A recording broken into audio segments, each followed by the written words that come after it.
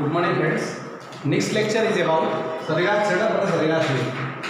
આ જે કોન્સેપ્ટ છે એ બેઝિકલી કેવી રીતે જાય છે એ તમને સમજાવી દઉં. જુઓ, સામાન્ય રીતે તમે સ્થાનાંતર અને પથ લંબાઈ વિશે કોન્સેપ્ટ શીખ્યા. સ્થાનાંતર અને પથ લંબાઈનો કોન્સેપ્ટ આપણે ઓલરેડી સમજીએ છીએ. સ્થાનાંતરના કોન્સેપ્ટ ઉપરથી આપણે સરેરાશ વેગ ઉપર જઈ શકીએ છીએ. સરેરાશ વેગ ઉપરથી તમે તત્કાલીન વેગ વિશેની ચર્ચા કરી શકો છો. તત્કાલીન વેગ ઉપરથી તમે સરેરાશ પ્રવેગની ચર્ચા કરી શકો છો. સરેરાશ પ્રવેગ ઉપરથી તમે તત્કાલીન પ્રવેગની ચર્ચા કરી શકો છો. બરાબર, આ કોન્સેપ્ટ છે જે લેવાના છે. એ જ રીતે પથ લંબાઈની અંદર તમે અહીંયા સરેરાશ ઝડપની ચર્ચા કરી શકો છો. એના પછી તત્કાલીન ઝડપની ચર્ચા કરી શકો છો. એના પછી સરેરાશ પ્રવેગની ચર્ચા કરી શકો છો. અને એના પછી તત્કાલીન પ્રવેગની પણ ચર્ચા કરી શકો છો. આમ તો હકીકતમાં તત્કાલીન વેગ અને તત્કાલીન ઝડપ બધા સિમિલર છે. તત્કાલીન પ્રવેગ અને તત્કાલીન પ્રવેગ પણ સરખા છે. તો આ બધો કોન્સેપ્ટ જે છે આપણે અહીંયા લેવાનો છે. પણ એનો બેઝ શું છે યાદ રાખો, સ્થાનાંતર અને પથ લંબાઈ. તો આપણે એના પર જવાનો પ્રયત્ન કરીએ. સૌથી પહેલો પોઈન્ટ આપણે અહીંયા સરેરાશ ઝડપ લઈએ છીએ. તો સૌથી પહેલા પ્રશ્ન થાય સરેરાશ ઝડપ શું છે? તો ધારો કે આપણે એવરેજ સ્પીડ કહીએ છીએ. આના ઝડપને સામાન્ય રીતે આપણે કઈ રીતે કહીએ છીએ?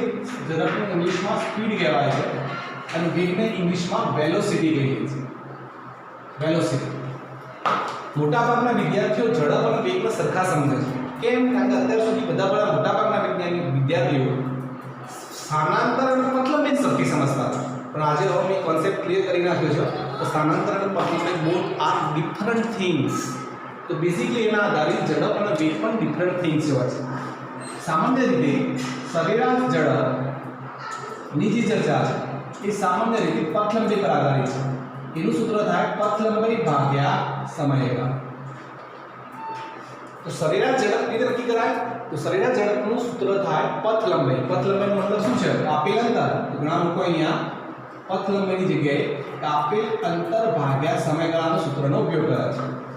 અને એ જ રીતે સરેરાશ વેગની જેની ચર્ચા કરતા હોય, સરેરાશ વેગ, તો એનું સૂત્ર બને સ્થાનાંતર ભાગ્યા સમયગાળો. તો સ્થાનાંતર પ્રતિ સમયગાળો, એટલે સ્થાનાંતર ડિવાઇડેડ સમયગાળો કરશો સરેરાશ વેગ મળશે. એનો મતલબ બરાબર સમજો કે ઝડપ છે ને એના પર ડિપેન્ડ કરે પથ લંબાઈ, જ્યારે વેગ કોના પર ડિપેન્ડ કરે? સ્થાનાંતર પર. હવે તમને યાદ છે, જુઓ, આ સ્થાનાંતર કેવી રાશિથી સદિશ કે અદિશ? સદિશ હતી. ધન હતી, શૂન્ય હતી, ઋણ હતી. તો સરેરાશ વેગ પણ કેવી રાશિ હશે? સામાન્ય રીતે સદિશ રાશિ હશે.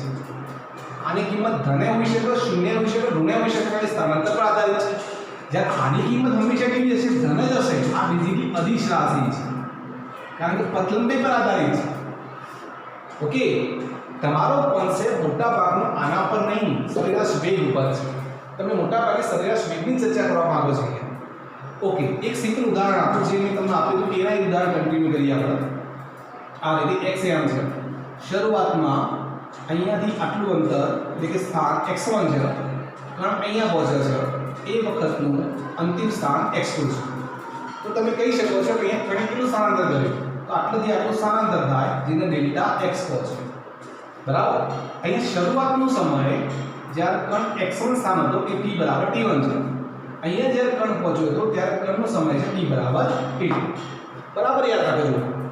શરૂઆતમાં કણ a ક્યાં હતો? તો કણ a t બરાબર t1 સમયે x1 સ્થાન આગળ, અને એ જ કણ b આગળ t બરાબર t2 સમયે x2 સ્થાન આગળ છે.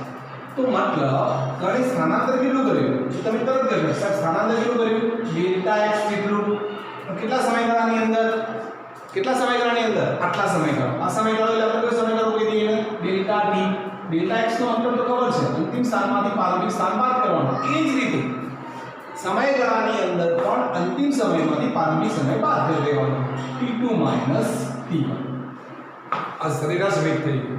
સરેરાશ વેગને ઘણા અલગ અલગ સિમ્બોલથી પણ બતાવવામાં આવે છે. ઘણા લોકો આ રીતે બતાવે, આ સરેરાશ વેગ આ રીતે મીનનો સિમ્બોલ બતાવે, અને એમાં v દો તો સરેરાશ વેગ થઈ ગયો.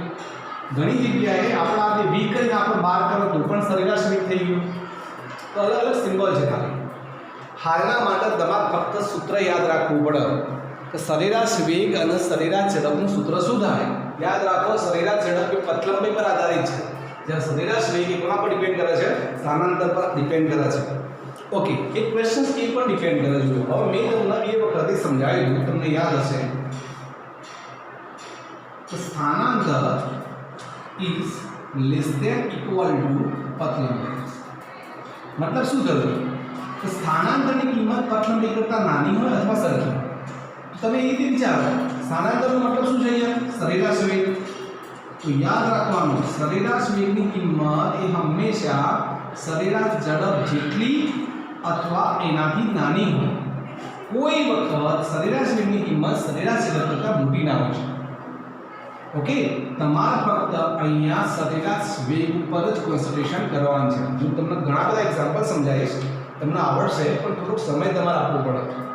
બરાબર? અને જે ઉદાહરણ 3.1 છે એ આ સૂત્રો ઉપરથી છે. હવે સૂત્રની અંદર તમને કોઈ ગણતરી કરવાનું કહે તો હું નહીં માનતો તકલીફ પડે, કારણ કે બહુ સિમ્પલ છે. જુઓ, સરેરાશ વેગની અંદર સ્થાનાંતર શોધતા તો આવડે, સમયગાળો લેતો તો આવડે, અંતિમ સમયમાંથી પ્રારંભિક સમય બાદ કરો, ઓટોમેટિક આન્સર આવી જશે. તો થોડોક પ્રયત્ન તમારે બીજું પર કરવો જુઓ તો ડેફિનેટલી તમે કરી શકો છો. બરાબર? અહીંયા હું તમને હાલ સરેરાશ વેગ અને સરેરાશ ઝડપના આધારે એક્ઝામ્પલ નહીં શીખવાડો. બરાબર? આ ખાલી તમને નોર્મલ ઇન્ફોર્મેશન્સ આપે. આના ઉપરથી ઘણા બધા એક્ઝામ્પલ ગણાશે. જુઓ, ઘણા બધા હું તમને બેઝિકથી એક એક્ઝામ્પલ આપતો જઈશ અલગ અલગ. જેમ જેમ એક્ઝામ્પલ ગણતા જશો ક્લિયર થતું જશે, કોન્સેપ્ટ ક્લિયર થતો જશે. કોન્સેપ્ટ ક્લિયર કરવા માટે સમય જોઈએ મારે થોડો, તરત ના થાય. બરાબર? તો હું તમને અલગ એડિશનલ એક્ઝામ્પલ સોલ્વ કરાવીશ, પછી કોન્સેપ્ટ ક્લિયર થશે.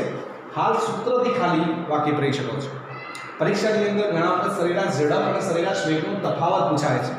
તો તમે મારા પર આશા ના રાખતા. બરાબર? ગોખવાનું મને કદી ગમતું નહીં, ગોખાવતું એ નહીં. ડિફરન્સ જાતે બનાવતા શીખો. બરાબર? 4 ડિફરન્સ બનાવવાના, 2 માર્ક્સની અંદર પ્રશ્ન પૂછાય છે. બરાબર? જાતે શોધવાનો અથવા જાતે બનાવવાનો. બરાબર? હા, હું સમજાવીશ, સમય આવશે ત્યારે. હાલના માટે તમે જાતે ડિફરન્સ શોધો, જાતે કરો, પ્રયત્ન કરી શકાય એવું છે. સરેરાશ વેગ અને સરેરાશ ઝડપનો તફાવત શોધો. પ્રશ્ન પરીક્ષામાં પૂછાશે, પહેલી પરીક્ષામાં પૂછાશે, પૂછવાવાળા પૂછી લે છે. બરાબર? તો એ વખતે પછી તમારે તકલીફ ના પડે એટલા માટે આ પ્રોબ્લેમ સોલ્વ કરતા રહેવું પડે. ઓકે, જુઓ, તો જેટલું આપણે અહીંયા હાલ કરાવવા જેવું લાગતું એટલું કરાવ્યું. ઉદાહરણ જે 3.1 છે મેં પહેલાં હોમવર્કમાં આપ્યું હતું, પણ હું એવું સમજતો હતો કે ઝડપ અને પથ લંબાઈ પર આધારિત છે. સોરી, પથ લંબાઈ સ્થાનાંતર પર આધારિત છે, પણ એ ઉદાહરણ સામાન્ય રીતે ઝડપ અને સરેરાશ વેગ પર આધારિત છે. જાતે કરી લેવાનું, એ ઉદાહરણમાં ખાસ કંઈ છે નહીં, એટલે આપણે એમાં સમાવેશ નહીં કરીએ. બરાબર? એના સિવાય હું જે જરૂરી છે, જે સમજવા માટે જરૂરી છે એ એક્ઝામ્પલ બનાવીશ. ઓનલાઈન લેક્ચર ખાસ કરજો. યાદ રાખજો, દરેક વિડીયો ઓનલી 48 અવર માટે હશે, પછી હું એને પ્રાઇવેટ વિડીયો કરી નાખીશ. એટલે તમારે 48 કલાકની અંદર જે કોન્સેપ્ટ છે સમજવું પડશે અથવા લખીને તૈયાર કરવું પડશે. થોડી મહેનત કરવી પડશે. મારા પાસે ખાસ કોઈ ઓપ્શન હોતો નહીં હાલના સમય. Okay, best of luck. Screenshot લઈ લેજો.